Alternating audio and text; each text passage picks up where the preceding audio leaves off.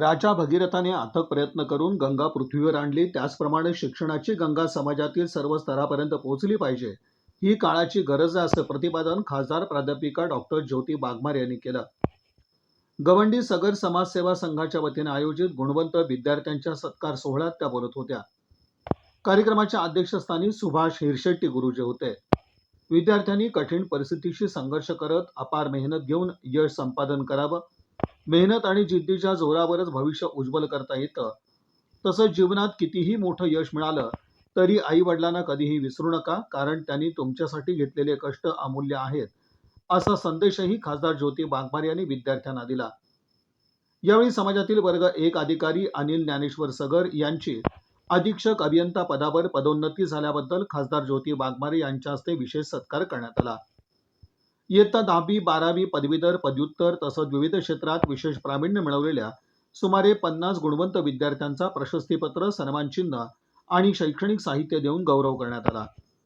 याशिवाय मुख्याध्यापक अर्जुन जनार्दन हिरशेट्टी आणि प्रशासकीय अधिकारी देवीदास दत्तात्रय राजापुरे यांच्या सेवानिवृत्तीनिमित्त समाजाच्या वतीनं विशेष सन्मानपत्र, शाल, श्रीफळ आणि पुष्पगुच्छ देऊन सन्मान करण्यात आला.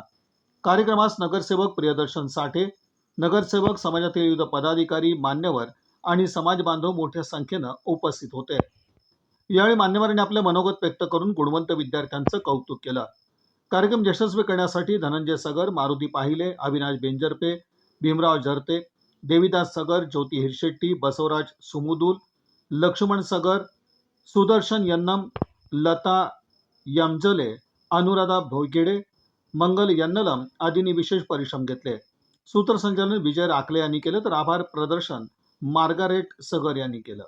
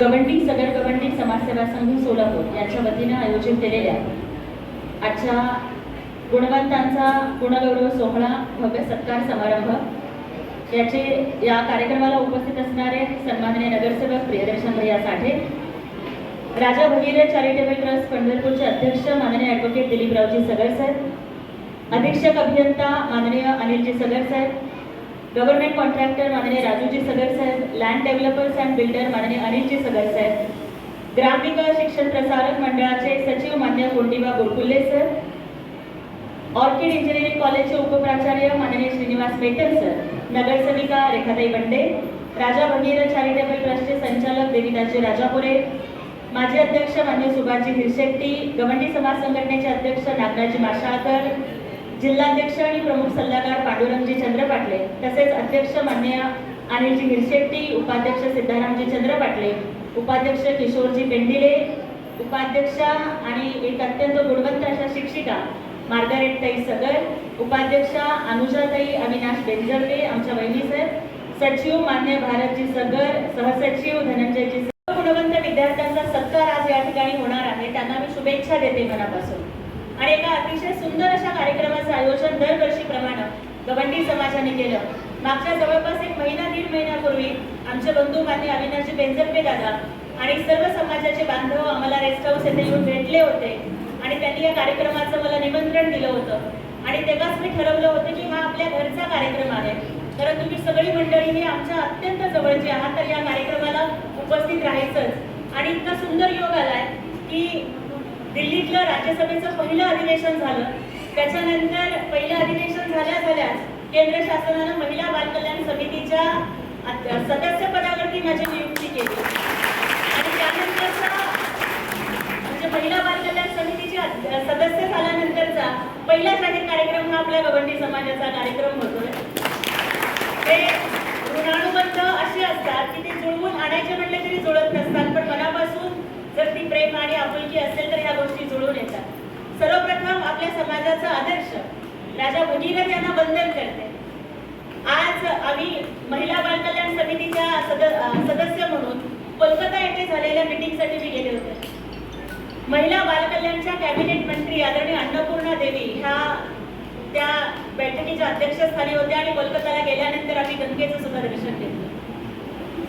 आज हिंदू समाजामधला प्रत्येक माणूस तीर्थस्नान करायचं असेल किंवा मग देवदर्शन करायचं असेल तर आपल्यासाठी सगळ्यात मोठी गोष्ट कुठली असेल तर गंगेमध्ये जाऊन स्नान करणं याच्यापेक्षा मोठी कोणतीच गोष्ट ही आपल्या धर्मामध्ये किंवा आपल्या अध्यात्मामध्ये नाही.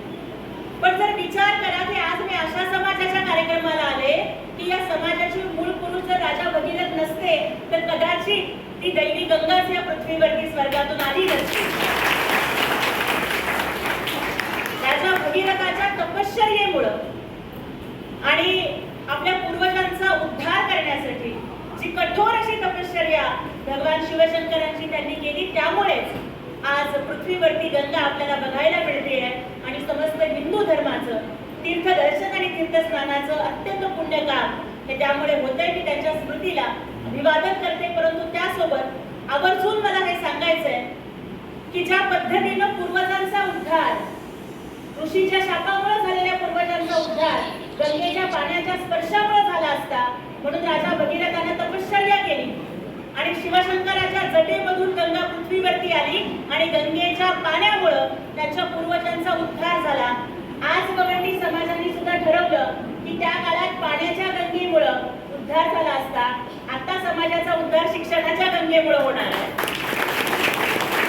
राजा गुणवंतांनी शिक्षण क्षेत्रामध्ये उत्तम काम केलं त्या गुणवंतांचा सत्कार हा राजा भगीरथाच्या राजा सगराच्या वंशजांच्या माध्यमातून होतोय.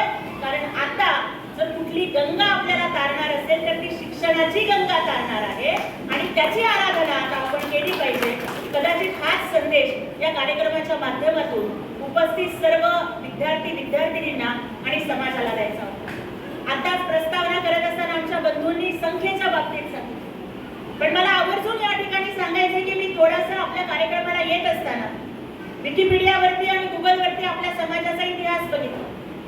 बघा, युद्ध कधीही संख्येवरती जिंकली जात नसते. युद्ध ही पराक्रमावरती जिंकली जातात. मग कौरव 100 होते ना, पांडव 5च होते. संख्येच्या आधारावर बघायचं असेल तर मग पांडवांचा पराभव व्हायला पाहिजे, परंतु कौरव असत्याच्या बाजूने लढत होते आणि पांडव सत्याच्या बाजूने लढत होते. त्यामुळे 100वरती 5चा विजय झाला. त्यामुळे तुमची संख्या 5000 आहे का 10000 आहे हे महत्वाचं नाहीये. जेव्हा मी गुगलवरती शोधून बघते गवंडी समाज तेव्हा हा गवंडी सगर गवंडी किंवा बेलदार म्हणवला जाणारा समाज हा छत्रपती शिवाजी महाराजांच्या किल्ल्यांवरती डागडुजी करत होता. महाराजांची किल्ले मजबूत करण्याचं काम करत होता. स्वराज्यामध्ये तुमचं योगदान राहिलेलं आहे आणि आज स्वातंत्र्योत्तर काळात सुद्धा तुम्ही एक शिल्पकार समाज म्हणून हे जग अजून सुंदर करण्याचं काम करत आहात. त्यामुळे संख्या कितीही असली तरी संख्येपेक्षा क्वांटिटीपेक्षा क्वालिटी जास्त महत्त्वाची असते आणि ती क्वालिटी ते कौशल्य तुमच्या प्रत्येकाच्या हातामध्ये आहे. त्या कौशल्याला मला मानाचा मुजरा करायचा. आज आपण सगळ्यांनी माझा एक समाजाचीच भगिनी म्हणून गौरव केला. कारण नातं हे जातीचं कधीच नसतं, नातं मातीचं असतं, नातं प्रेमाचं असतं, नातं आपुलकीचं असतं. कोणाचा जन्म कुठल्या परिवारात होतो, कोणाचा जन्म कुठल्या जातीत होतो हे महत्त्वाचं नसतं. पण जेव्हा आपण एका संघर्षातून पुढे येतो, एकाच सुखदुःखांचा अनुभव आपण घेतलेला असतो, एका मातीमध्ये या सोलापूरच्या मातीनं तुमचं माझं नातं हे भावा बहिणीचं नातं म्हणून जोडलेलं आहे. आणि त्यामुळे मला वाटतं की मी तुम्हाला तुमच्याच घरातली मुलगी वाटते, खासदार वाटत नाही, हे माझं यश आहे. माननीय उपमुख्यमंत्री लाडके भाऊ एकनाथजी शिंदे साहेबांच्यापर्यंत आपण आपल्या समाजाचं शिष्टमंडळ घेऊन जाऊया. समाज कल्याण मंत्री सन्माननीय नामदार संजय शिरसाट साहेब हे शिवसेनेचेच आहेत, त्यांच्यापर्यंत आपण आपल्या समाजाचे शिष्टमंडळ घेऊन जाऊ आणि सगळ्या अडचणी सोडवण्याचा प्रयत्न करू. आणि माझ्या छोट्याशा कार्यकक्षेमध्ये जो विषय येतो, मागच्या 1.5 महिन्यापूर्वी आपण जी मागणी मला केलेली होती की समाजाचं जे वाचनालय आहे त्याच्या डागडुजीचा आणि तिथं समाजाचे कार्यक्रम चांगल्या पद्धतीने घेता येईल अशा पद्धतीचं काम मी माझ्या खासदार निधीमधून आपल्या समाजासाठी करते. असा शब्द आज जाहीररित्या मी देते तुम्हाला. आणि पुढच्या वेळेस आपली भेट ही त्या कामाच्या भूमिपूजनाच्याच वेळेला होईल.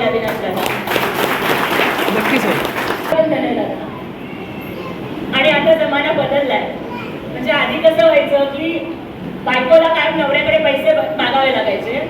आता लाडकी बहिणीचे पैसे जमा झाले ते आमचे भाऊजीच म्हणतात, लाडकी बहिणीचे पैसे आले का मला पेट्रोलला पैसे नाही होत आहे ना.